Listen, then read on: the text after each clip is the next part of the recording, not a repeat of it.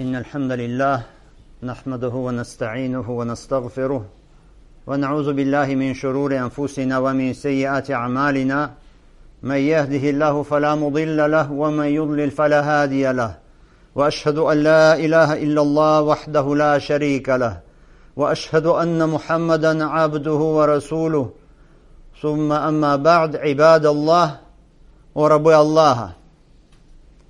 Ошибется тот, кто подумает, что наша хутба сегодняшняя обращена только к тем девушкам, которые готовятся выйти замуж и которые хотят, чтобы их семейная жизнь была счастливой и угодной Аллаху. Ошибется тот, кто подумает, что наша хутба обращена только к замужним женщинам, которые хотят сделать свое поведение в семейной жизни праведным. Ошибется тот, кто думает, что хутба обращена только к тем женщинам, которые допускают какие-то упущения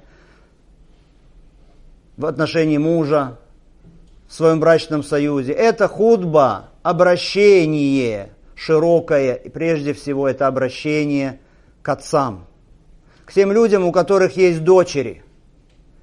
И слова, которые будут сказаны в ней, с позволения Аллаха Субхану ва Тааля, помогут отцам так воспитывать своих дочерей, чтобы они, войдя в семейную жизнь, вели себя в этой жизни семейной так, как угодно Аллаху Субхану ва Тааля.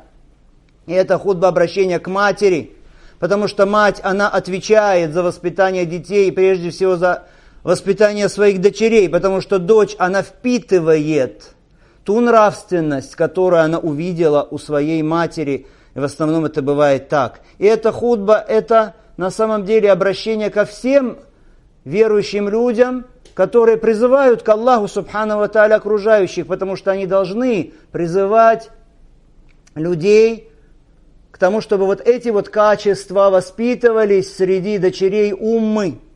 Потому что время сегодня, о рабы Аллаха, время непростое. Такое время, когда на женщину со всех сторон обрушиваются воинства зла. То есть такая идет атака мощная, атака, направленная на то, чтобы лишить женщину ее веры, лишить ее целомудрия, лишить ее чести, лишить ее нравственности. Такая атака, которая никогда такой еще не была в истории до сегодняшнего дня. Раньше, в прежние времена, какие-то призывы порочные могли дойти к женщине только каким-то одним путем. То есть были узкие пути. Могла быть у женщины какая-то нехорошая подруга, какое-то общение, через которое женщина могла получить плохое влияние, порочное влияние. А сейчас таких путей множество. Сейчас женщине и из дома не надо выходить. Она, сидя дома у себя перед экраном телевизора, или в интернете, или читая какие-то журналы, становится объектом вот этой вот атаки мощной на ее разум, на ее мышление, на ее поведение, на ее религию, на ее нравственность. Какое есть зло в мире, какой мусор, грязь, нечисть есть в мире, все это обрушивается на нее из телевизора или из интернета. При этом она сидит у себя дома, в своей комнате. Поэтому женщина праведная, разумная, целомудренная, она должна перекрыть вот эти вот доступы порочности к ней, доступы развращенности. И человек, у которого есть подопечные, дочери у него, или сестры у него, или жена его, тоже должен уделить огромное внимание этому вопросу. Не пренебрегайте этим вопросом, потому что от развращенности, испорченности женщин происходят беды во многом в этой умме. И сегодня мы видим, как у многих женщин, да помилует нас Аллах, у многих женщин, мусульманок, есть вот эта вот слабость, есть недостаток стеснительности, есть недостаток религиозности, разные виды упущения. Поэтому эта хутба наша, о рабы Аллаха, она посвящена тем качествам, которые должны быть присущи праведной женщине, праведной жене. И прежде чем мы расскажем об этих качествах, напомню вам два правила очень важных. Два великих правила. Первое правило. Невозможно достичь салях, то есть праведности, Без двух вещей. Первая вещь – это помощь Аллаха, наставление от Аллаха, тауфик и хидая от Аллаха, субхана ва тааля. А второе – это стремление самого человека, что он делает все от него зависящее, чтобы достичь праведности. Это первое правило. А второе правило, о рабы Аллаха. Источником, откуда мы черпаем праведность, откуда мы узнаем, что является праведностью, что есть салях, что есть богобоязненность, источником единственным является Куран и Сунна.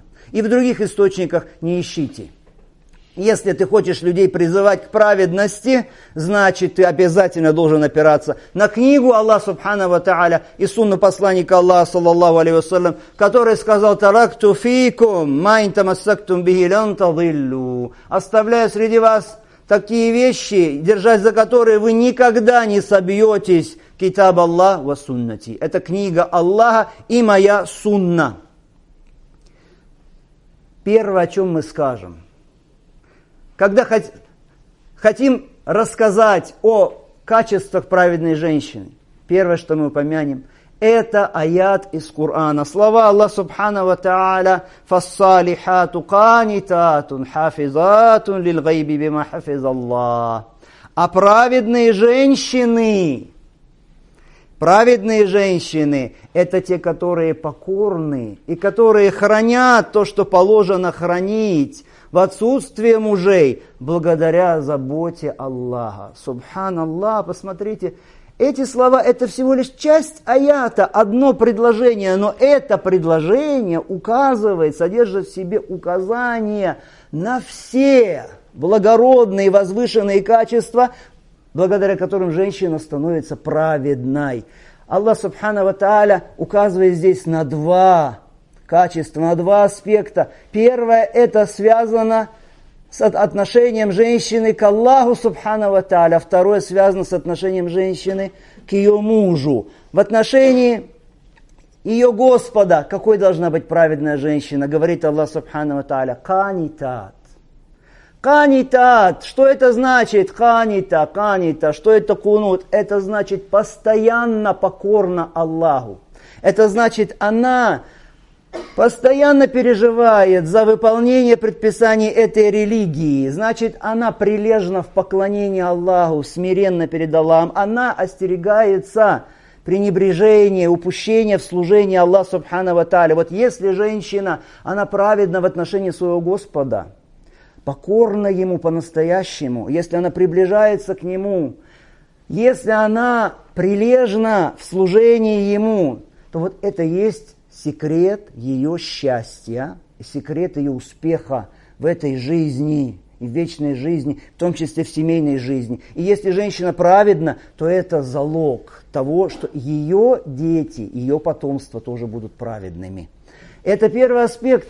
Праведная женщина кто? Которая канитат. Канитат постоянно покорна Аллаху субхана ва тааля. И второй аспект в отношении мужа ее, Аллах субхана ва тааля говорит: хафизатун лил гайб.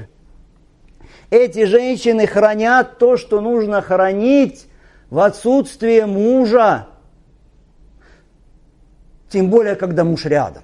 Если в отсутствии мужа они это хранят, тем более, когда муж рядом, они хранят его имущество, они хранят его ложа семейное, они хранят его права, они хранят его обязанности. Но Аллах субхану ва тааля говорит в конце этого предложения: бима хафизаллах. Но это все благодаря заботе Аллаха. То есть женщина, если у нее получается все это, не должна думать, что потому что она такая умница и такая она способная, поэтому она имеет эти качества. Это Аллах субхану ва тааля, Он облегчил и даровал ей это, и пусть она благодарит Всевышнего. Пророк алейхиссалату вассалам говорит: «Иза саллатиль мар'ату хамсаха, ва самат шахраха, ва хафизат фарджаха, ва ата'ат зауджаха, قيل لها ادخل الجنة من أي أبواب الجنة شئت». Если женщина совершает свои 5 намазов, постится в свой месяц, то есть в Рамадан, если оберегает свои половые органы и бывает покорна мужу, то будет сказано ей, то есть в судный день: войди в те из ворот рая, в какие пожелаешь. Аллаху Акбар. Посмотрите, это поздравление. Поздравляем мы женщин, мусульманок, что такое обещание для них от Аллаха Субхану ва Тааля. 4 вещи выполни. То есть, чтобы посчитать эти вещи, тебе достаточно пальцев одной руки, и даже 2 рук тебе не надо. 4 вещи. Если ты будешь соблюдать эти вещи по-настоящему, что будет? Тебе скажут в судный день: войди в те из 8 ворот рая, в какие ты хочешь. Вот если женщина себе добра желает, но разве она не возьмет этот совет? Молись Аллаху Субхану ва Тааля 5 раз в день, как положено. Постись в месяц Рамадан. Оберегай свое целомудрие, свои половые органы и будь покорна мужу. Альхамдулилля. О рабы Аллаха, если Аллах Субхану ва Тааля даровал женщине мужа, подходящего мужа, то она должна бояться Аллаха Субхану ва Тааля в отношении своего мужа с первых дней, а точнее еще даже до самой женитьбы. И здесь один вопрос, обязательно нужно на него указать, в котором ошибка есть очень опасная у мусульман, а это расходы, связанные с самим бракосочетанием, свадьба, прочие церемонии, прочие торжества. Какая здесь ошибка? Что некоторые женщины и их родители, они начинают требовать от мужа будущего каких-то расходов очень больших, связанных с этими обрядами бракосочетания, торжествами. И смотрят на людей и говорят: вот у такой-то была такая-то свадьба, а у таких-то они вот сделали то-то и то-то на свадьбе. И начинают обременять и мужа потом вот этими расходами непомерными, этим расточительством, уничтожением на самом деле денег и имущества. А еще иногда даже вынуждают сделать что-то, что было на свадьбе, что-то, что является харамом, будь то музыка или что-то еще, или смешение полов и прочее, и прочее. Но, о рабы Аллаха, вот женщина, которая выходит замуж, и ее родители, они должны понимать, что если они будут вот так с самого начала требовать для таких вещей от мужа, обременять его вот такими вот непомерными расходами, расточительствами, это причина для того, что не будет бараки потом в этом браке. Уменьшится хайр, уменьшится благо потом в этом браке. Пророк, алейхиссалату вассалам, он сказал: послушайте его совет. Если мы будем брать его советы, все будет у нас хорошо. И здесь, и в вечном мире. Он сказал: хайрун никахи айсаруху. Самый лучший никах, самый лучший брак, это наиболее легкий, простой никах. Простой никах. И сказал: а'замухунна баракатан, акаллюхунна маунатан. Самый лучший, то есть больше всего благодати и бараки в тех женщинах, которые меньше других обременяют сложностями и тратами. Аллаху Акбар. Поэтому и женщина, и ее мать, и ее отец, они должны, вот когда бывают эти все церемонии, связанные с браком, знать, что если они будут облегчать, если они будут стремиться к скромности, а не наоборот к какой-то кичливости, избегать вот этих вот порицаемых вещей, исрафа, расточительства, пускать пыль в глаза людям, тратить непомерно имущество на эти цели, то это повлияет, пусть они помнят, что это повлияет потом на дальнейшую жизнь в браке. Одна из главных причин, почему теряется барака потом в браке. Благодать от Аллаха Субхану ва Тааля. Следующая праведная женщина, что должна она помнить еще? Одно из качеств праведной женщины, праведной жены, о рабы Аллаха, что праведная жена, она остерегается козней шайтана. Козней сатаны, козней шайтана раджим. Пусть Аллах Субхану ва Тааля всех нас упасет от его козней. Шайтан, его задача какая? Его задача испортить. Его задача посеять порочность, испортить религию людей, испортить нравственность людей, испортить взаимоотношения людей, испортить братство между людьми. Это задача шайтана. Что делает шайтан? Шайтан, он не спит. Нет, он не отдыхает. Он посылает свои воинства, своих воинов. Для чего? Для того, чтобы сеять нечестие и порчу на земле. И пророк, алейхиссалату вассалям, говорит в хадисе, послушайте этот хадис. Он говорит: «Инна иблиса едау аршаху аляль ма». Поистине Иблис устанавливает свой трон на воде, а потом начинает посылать свои воинства, своих воинов. فَأَدْنَاهُمْ مِنْهُ مَنْزِلَةً أَعْزَمُهُمْ فِتْنَةً. И ближе всего к нему, к Иблису, тот из шейтанов, кто больше других сеет смуту среди людей, искушение. И приходит, возвращается один из этих посланных с заданием, возвращается к Иблису и говорит: я сделал то-то и то-то. А Иблис говорит ему: ма саната шей'ан, ты ничего не сделал. Потом приходит другой и говорит: ма таракту хатта фарракту бейна ва бейна мраатихи. Приходит другой бес и говорит Иблису: я не оставил этого человека в покое, пока не разлучил его с его женой. И тогда Иблис приближает его к себе, делает его своим близким и говорит: ни'ма анта, какой ты молодец. То есть шейтан, он любит это. Поэтому праведная жена, и муж ее, конечно, каждый, и муж, и жена должны остерегаться вот этого вот врага. Нужно знать, нужно осознавать, что есть вот этот вот враг, скрытый враг. Враг, который видит тебя, а ты его не видишь. Враг, который бегает по твоему кровеносному руслу, по твоим сосудам, который шепчет, который наущает, который строит интриги, который устраивает козни, который хитрит. Все это он практикует так, что ты не видишь его при этом. Он бросает в твое сердце, он бросает наущение в ее сердце, он сеет сомнения до тех пор, пока он не посеет вражду.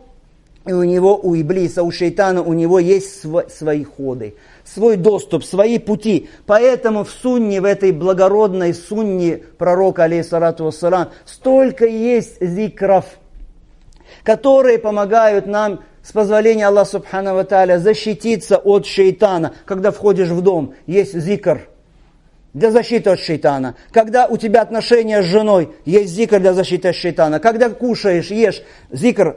При гневе, зикр защитный от шейтана.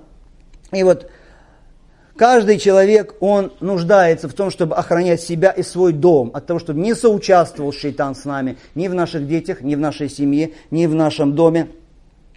Защищай свой дом. И женщина праведная пусть защищает свой дом зикрами, поминанием благодатным, поминанием Аллаха субхану ва тааля, чтением Корана, покорностью Аллаха субхану ва тааля и при помощи тех дуа, которые переданы от пророка, алейхиссалату вассалам. Сколько домов, сколько семей разрушено шейтаном. Произошло расставание между мужем и женой, разбитые семьи. Из-за чего? Из-за того, что они подчинились шейтану, послушали его наущения. А если бы каждый из них, из супругов, попросил бы защиту Аллаха субхану ва тааля от шейтана раджим, если бы отдалился от его наущений, не было бы вот этой вот беды. И здесь одно важное замечание, о рабы Аллаха. Вот этот скрытый враг, шейтан, помните, что у него колоссальный опыт. Если мы знаем, что есть какая-то фирма, которая работает в какой-то области, говорим, вот 10 лет они в этой области уже работают, 20 лет они работают в этой области, то есть специализация у них, специалисты, 30 лет в этой области, 40 лет, если говорить 50 лет, ну это вообще просто уже верх указания, то, что это они специалисты своего дела. Шейтан, его опыт не 10, не 20, не 30, не 100 лет, тысячелетия. Тысячелетия его козни в отношении Бани Адам. Он знает свое дело. Сколько людей, которые уже лежат в могилах, которые стали жертвами козней шейтана и его призыва. Поэтому мусульманский дом нуждается в том, чтобы защищать себя от шейтана раджим, от проклятого прогоняемого шейтана. Еще рабы Аллаха. Дальше. Качество женщины праведной в отношении ее мужа. Что праведная женщина, она все время стремится сделать так, что когда муж смотрит на нее, это вызывало у него радость. Она старается своим внешним видом, своей одеждой, своим поведением сделать так, чтобы муж, когда на нее смотрел, это вызывало у нее радость. Во-первых. Во-вторых, она отзывчивая, она отвечает мужу, если он что-то приказывает, она не проявляет заносчивости. И об этом хадис посланника Аллаха, саллаллаху алейхи вассалям. Он сказал, спросили его однажды, ему сказали, «Эйю ниса и хайр». Какая из женщин самая лучшая, о посланник Аллаха? Он сказал, «Аллати тасурруху иза назар, ва тути'уху иза амар». «Валя тухалифу фи нафсиха ва малиха бима якра». Это та, которая, когда он смотрит на нее, она его радует. Когда он приказывает ей, она подчиняется. и она не противоречит ему, делая с собой или со своим имуществом что-то, что ему не нравится. Но, к сожалению, субханаллах, сегодня зачастую наоборот. Женщина, когда она выходит из дома, особенно если она идет на какое-то мероприятие, да, она украшается, надевает на себя самую хорошую одежду, надевает на себя драгоценности. Когда же домой муж приходит, то застает ее в какой-то неопрятной одежде, растрепанные волосы, запах от нее какой-то, может быть, неприятный. То есть в таком виде, который отвращает его от нее. Это указывает на глупость этой женщины, на ее недалекость. Она теряет вот эту полноту семейной жизни и любовь своего мужа к ней. Плюс еще многие женщины при этом, что они свой внешний облик не соблюдают, еще и поведение у них. Нет отзывчивости, наоборот, они строптивые, они все время недовольны. Вот такая вот женщина преступница против собственной жизни. Она семейной совершает преступление и привносит в свой дом несчастье и тяготы. А пророк, алейхиссалату вассалям, не случайно же сказал мужчинам, что когда возвращаются они из путешествия, чтобы не приезжали ночью неожиданно, не приходили домой ночью неожиданно. Почему? Чтобы женщина не получилось так, что она в этот момент не прибрана, что у нее волосы растрепаны. Пророк ﷺ говорит, чтобы она могла побрить места, которые бреют, лобок и так далее, чтобы она могла расчесаться, привести свои волосы в порядок. Вот это вот тонкое указание от пророка, алейхиссалату вассалям, что женщина как должна встречать своего мужа? Должна встречать мужа опрятной, в хорошей одежде, с прибранными волосами, стараться делать так. И дом тоже привести в порядок. Пророк, алейхиссалату вассалям, когда приехал из путешествия, говорит Айша, радиаллаху та'аля анха, когда он прибыл из путешествия, я повесила, Кирам повесила занавеску специально в одном из углов дома, с изображениями. Она хотела, то есть прибрать дом, сделать его красивым к приезду мужа. Да, пророку, алейхиссалату вассалям, не понравилось ему, что там изображение на этой занавеске. Он сказал снять эту занавеску. Но сам тот факт, что женщина, она вот так вот готовится к приходу или к приезду мужа. Далее, о рабы Аллаха. Один раз пророк, алейхиссалату вассалям, как-то раз обратился к людям со словами: «Сообщить ли мне вам о тех ваших женщинах, которые будут в раю?» Аллаху акбар. То есть, какие качества должны быть у женщины, чтобы она была достойна вхождения в рай?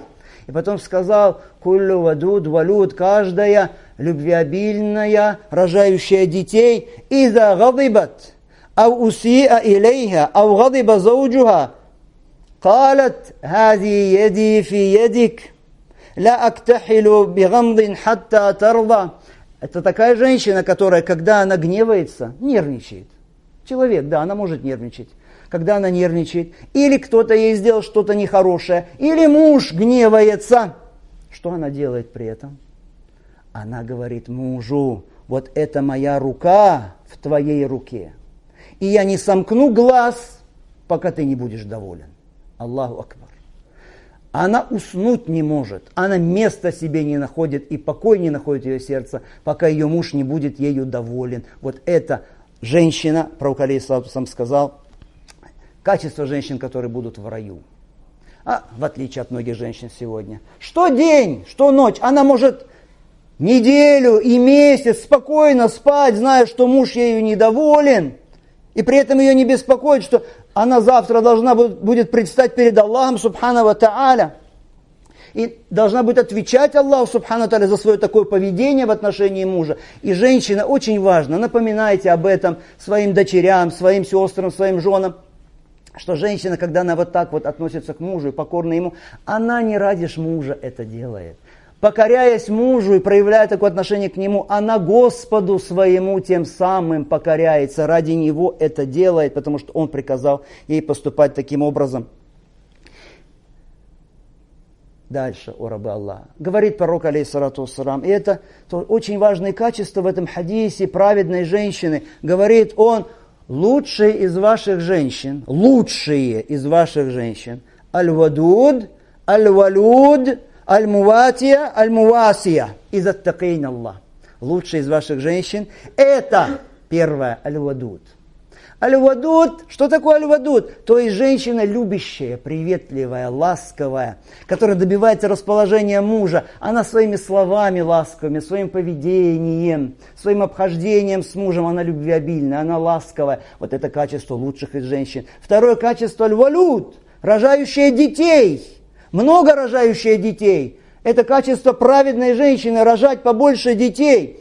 Да, конечно, если у женщины болезни, она не может рожать, это не повредит ей, не взыщет с нее Аллах Субхану ва Тааля, это не уменьшает ее праведности, ведь она же не специально отказывается от рождения детей. Но если женщина может рожать, но не рожает, то на ней грех. И ей вред, о рабы Аллаха.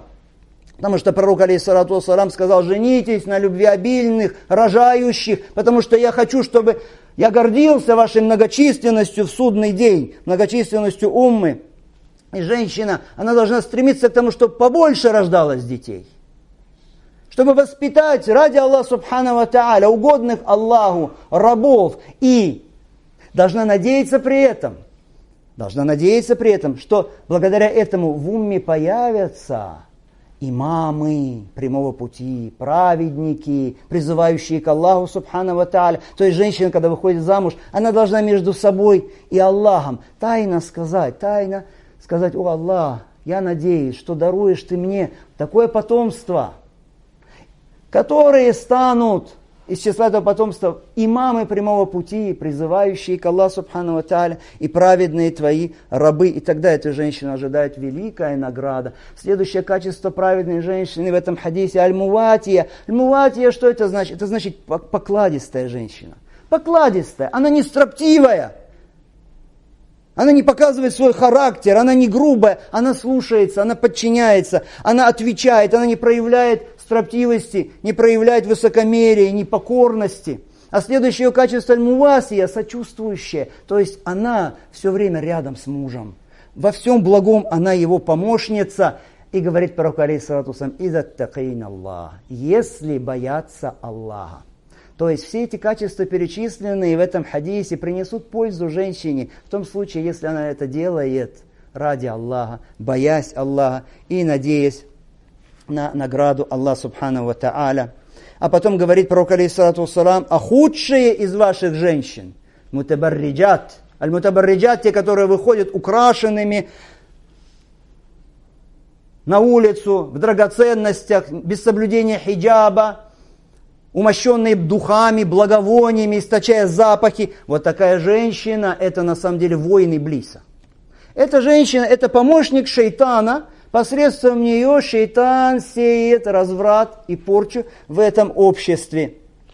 Аль-мутахайилят. И второе качество вот этих худших, что они высокомерные, они надменные, кичливые. На самом деле связь есть. Если женщина выходит на улицу вот такая вот разукрашенная вся, умощенная благовониями, одетая в драгоценности и так далее, разве это качество скромных рабов Аллаха? Скромных рабынь Аллаха? Нет. Как правило, такие же женщины, они бывают высокомерные. И говорит пророк, алейхиссалату вассалам, про таких женщин: «Вагунна аль-мунафикат». И они аль-мунафикат. И они лицемерки. «Ла ядхулу джанната минхунна илля мисля аль-гураби аль-ахсам». И войдет в рай из таких женщин только такое число, какое составляют белые вороны среди прочих ворон. Аллаху акбар. Вот эти вот аль-гураб аль-ахсам, белые вороны, у которых есть белые пятна на крылышках и ножках. Сколько этих таких ворон среди других ворон? Очень редко. Так вот, из таких женщин и в рай войдет очень мало. И вообще сказал пророк, алейхиссалату вассалам: посмотрел я на ад, на нар, на адский огонь, «Вараэйтукунна аксара ахлин нар», и увидел вас, о женщины, что вы составляете основную часть обитателей ада. Почему женщины составляют основную часть обитателей ада? Да потому что столько вещей, которые им известны, что Аллах за это проклял, что пророк, алейхиссалату вассалам, за это проклял, что Аллах за это гневается. Например, проклял Аллах ту, которая выщипывает волосы на лице или просит, чтобы ей выщипали волосы на лице. И проклял Аллах женщину, которая делает татуировки, или ей делают татуировки. Или женщин проклял Аллах, которые уподобляются мужчинам. И вот женщины многие, зная это все, зная все эти хадисы, не обращают внимания, делают то, что им хочется. Как будто бы они не встанут завтра перед Аллахом Субхану ва Тааля, как будто завтра не окажется она в могиле. и не будет засыпана землей, и не придет к своему Господу со своими деяниями. Акулю хазаль кауль вастагфируллаха ли ва лакум.